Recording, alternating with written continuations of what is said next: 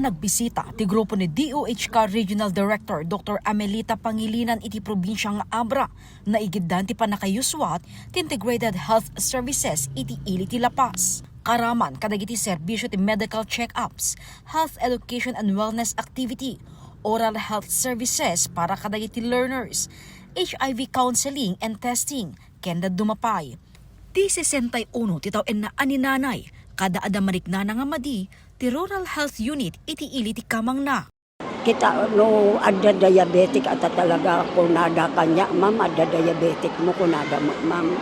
Sa Senior Marigriga ta kaya gote aglibre ti agas ako. Maginawa na ma'am, maginawa anak ta awang mabalin ko. Biodo ako ma'am, bioda. Kunada ma'am ijay na nikanda nga rutikwan. Ada yakap naka-insured ka ti yakap kunada ma'am. Nakali sa uno insured ka ti yakap mami. Ti kunada ma'am libre ma'am ti agas.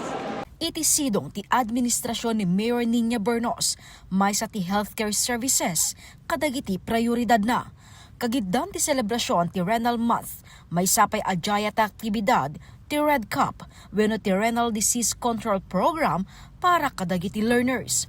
May sa daytoy a national initiative amang prebentar ti kidney ken related diseases. Nagaduti agpapadialysis apo. Nakita dagijay di dialysis facility tayo ijay New Lapas. We have actually 15 beds. So that is services and they are operating 3 shifts. Amuyo apo, the most common cause for dialysis is untreated hypertension and diabetes.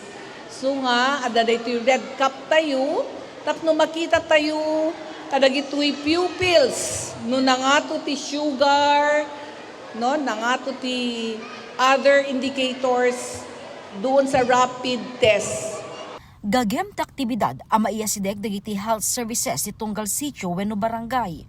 Mapapigsa ti barangay health system ken masuportaran ti universal healthcare a programa ti pagilian. It is part of the promise of universal healthcare or Republic Act 11223, which guarantees that every Filipino, rich or poor, the right to medical, dental, and even mental health care. The free services here today, delivered straight to you, is the fulfillment of that promise right here in La Paz. Binisita pa ito opisyal ti La Paz District Hospital. Imunan iti daytoy, binisita pa ito opisyal ti RHU La Paz, kang runaan ti manariman a construction ti laboratory ken dialysis center.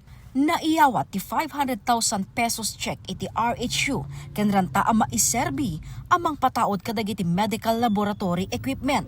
Naipakita pa iti agserbinto a pharmacy ti RHU. Karaman ti RHU La Paz kadagiti PhilHealth Yakap Facility ken kalikagumda amadaan ti PhilHealth Gamot amang ted libre nga agas iti umili. Under the PhilHealth Gamot, ngamin mga 75 nga agas dayjay nga iso ti mabalinda nga itud under the PhilHealth Gamot. Dapat accredited da na comply da dagiti requirements to become a PhilHealth Gamot. Tapos ada dapat pharmacist na nga registered pharmacist nga iso ti mangbanbantay. Naigunam-gunam at isalunat ket saan laing nga responsibilidad ti Department of Health no di ket responsibilidad ti tunggal maysa ken kasapulan ti kooperasyon. Jessica Boreta, Balitang Solid North.